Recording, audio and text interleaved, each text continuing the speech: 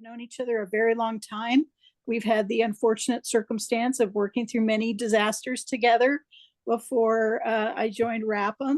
But Chris is just a wonderful executive director there at the Nevada Hospital Association. He produces some very, very quality work, and this is a great example of that. So Chris, take it away. Thanks. Great. Thanks, Irene. And thank you everyone for having me here. Yeah, it's really ironic that the timing, because I think we set this up about 3 months ago. So it wasn't a last minute thing, but today I just wanted to go through and show you all the Nevada Hospital Association, our burn watch board, and how it's being used.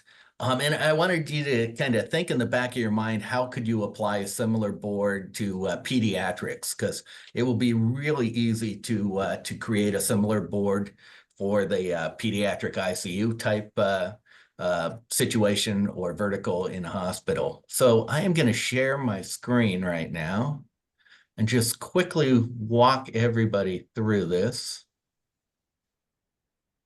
Now, are you able to see that okay? Yeah, that's good.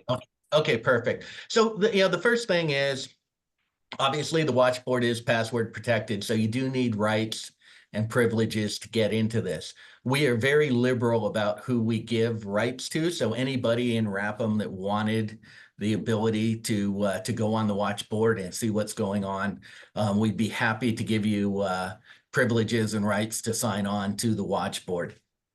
To do that, just send an email to watchboard, all one word, at nvha.net.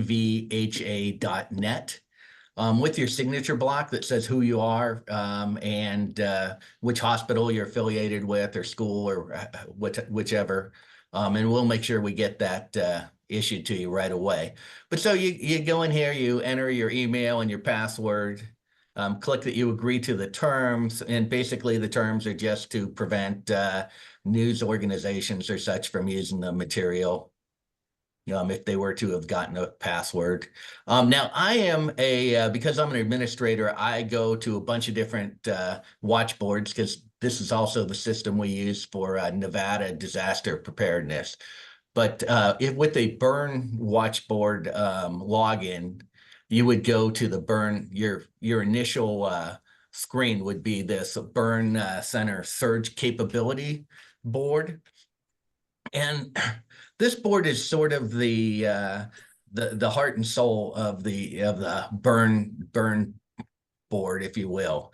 It has a lot of information in here. You can see we have every hospital in every burn center, I'm sorry, in North America is in the system.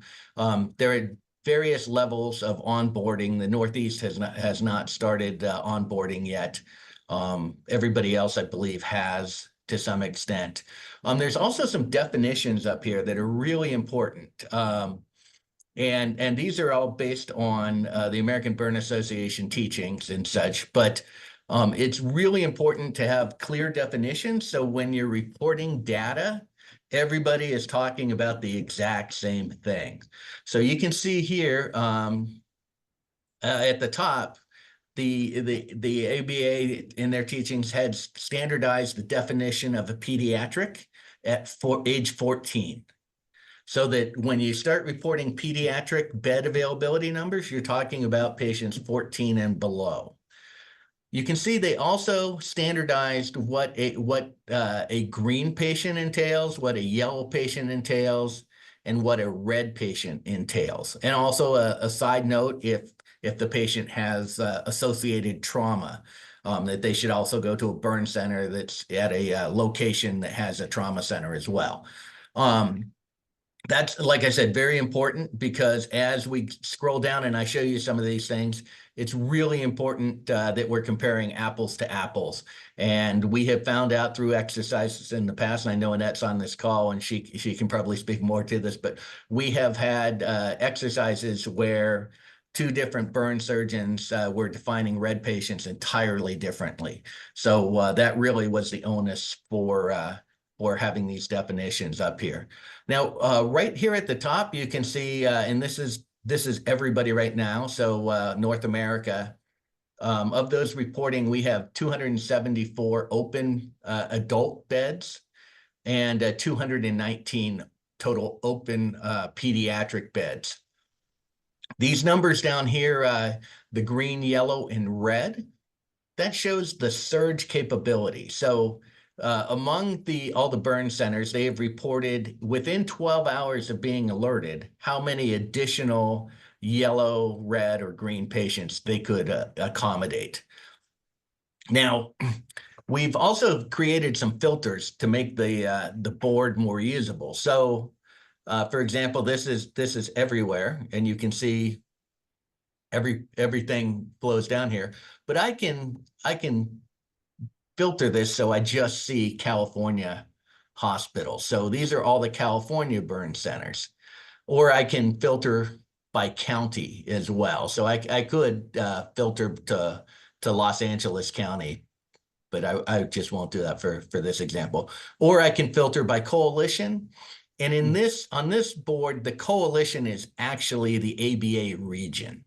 So just to clarify that, I know everybody's got HPP coalitions, and there's all sorts of other coalitions out there. So we'll sort here. We'll go to Western and hit all. And you can see that this is all of the hospitals now in the Western coalition, the Western Regional Burn Disaster Consortium.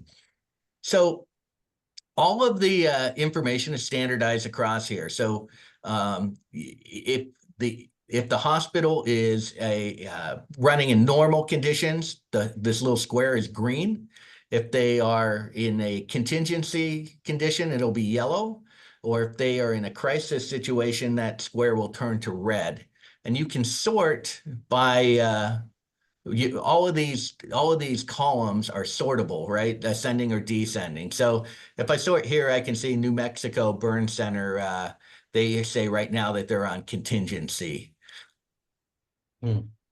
I can also, with all of these ascending or descending, go to alphabetical. The reason I picked this is Alaska shows this little E in the green square. That indicates that they were doing an exercise. So that means that data, you might want to question their data if they were participating in an exercise. So you can also see in here comments, updates, and additional notes all show up on this board that give you a better idea of what's going on, particularly if hospitals indicate that they are in crisis or in some kind of having some kind of difficulty.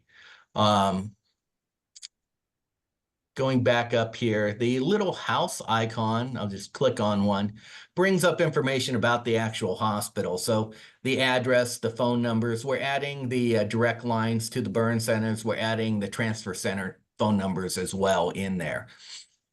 You can sort, again, ascending, descending by state, by the county this is the county that the hospital is located in, not the counties which they serve. So there was some confusion on that. And then burn population served, adult and pediatric, or you can see if I go through here, there's some that are just adult, and there's a couple that are just pediatric as well. I can sort by trauma level, level 1, or those that have no trauma center associated with them. Then here is the and I got to move this. Everybody's photo is blocking my screen, so I can't point to it. In this area, you can see the by hospital going all the way down, how many open beds they have currently for adult and pediatric, how many green patients they could take. Again, this is within 12 hours of notification. Yellow and red, those are their surge beds. And this is the date that they last updated their status. Now we request that they all update every Tuesday. So that has been the standard for the burn centers, is a weekly update on Tuesday or when things change at their facility. The 1 week notification, we felt that those numbers were still pretty valid, being that I think the average burn patient is in the burn center for about 10 days. I think the newest data shows. So there's not as much velocity or patient turn as in a regular ICU or obviously a trauma center or ER. So this is when the hospital last updated. This time up here is when the last time that the server updated the board. So with the server, it's about every 30 seconds now for new data to be brought over. For things like a change in a hospital name or an addition, deletion, that's about every 2 minutes. The other thing that we have added on this board is the ability to easily download the board as either a PDF document or an Excel file.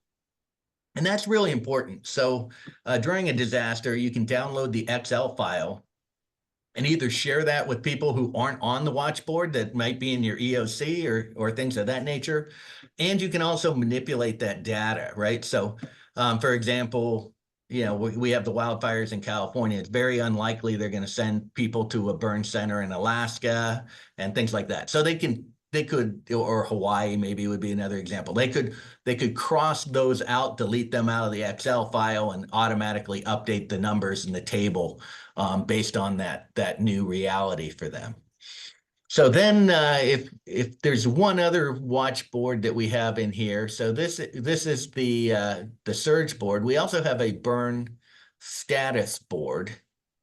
And all of our boards work the same way. It's taking a little while to come up here, in that they all have the ability to download as an Excel file or as a PDF. They all have filters, so you can filter what is going on. And they all have the ability to sort ascending or descending. So now we're looking at the whole North American continent here right now. You can see that we actually have 4 hospitals that are saying that they're in crisis. Or I'm sorry, they're in contingency. They're yellow there. And you can see in their comments, most of them give a little bit of additional information, like Children's Alabama Hospital. They put in their comments that obviously are pediatric center only. Just to reiterate that, University of Chicago says they have a localized surge, but they're managing themselves. And Via Christi Regional, British Columbia, they have a winter storm that's impacting their ops. Frostbite influxes, that's kind of interesting, and house-wide patient surge situation. So they put the information in there to kind of give users a better idea of what is going on at their facility. This little arrow here as well gives you a look back. So you can see past data that they've entered. And it goes back for 90 days that you can go back and look. Now, the actual hospital will have the ability to go back and look at their data going back to the beginning of time as soon as they had entered their data. And here, again, the same things. Last update, this is the update from the server. This is the last time they updated their status at the hospital. That little blurriness right there, that is indicating that it's downloading additional information from the server. That only takes a second. And if I go back here to, I can sort by who updated the most recently as well. So that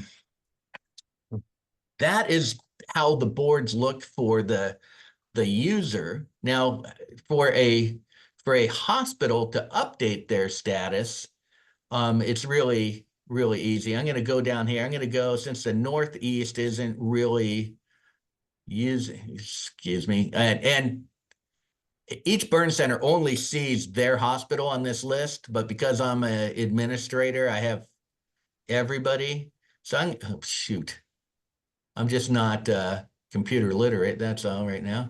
I'm going to click on Harlem Burn Center. Since they're not really on the system, I can kind of play with their screen here for a second and show you how easy it is to update their information. If I click this box, that will put that little E on the screen that indicates that we're doing an exercise. I can say that we're in contingency or crisis. It's very, very easy by clicking on this. If I say that I'm in contingency or crisis, some additional fields do pop up in the data entry system here. We have just a couple of required fields everything else is optional. The logic behind that is some information is better than no information.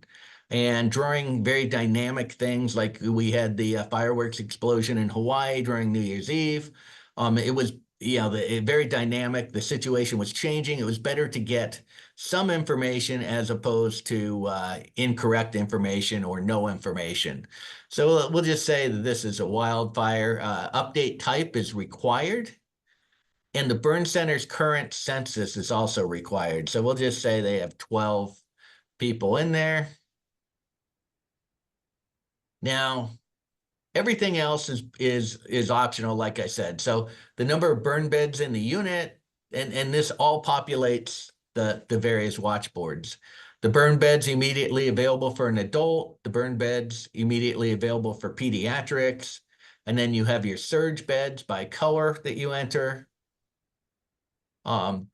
If you are receiving patients from a specific incident, like Hawaii would be a good example, you would enter the number of patients that you received from the incident, the youngest patient from that incident's age, and the oldest, the lowest patient's total body surface area burn as a percentage, the highest patient's total body surface area, the number of patients that are intubated, the number of patients with inhalation burns. And then here's where you can put in some of your optional comments that will show up on the board. We also have an ability to upload attachments. So this is not HIPAA confidential data, but you can upload, like if there's a news article about the explosion, you could add that so that people can look.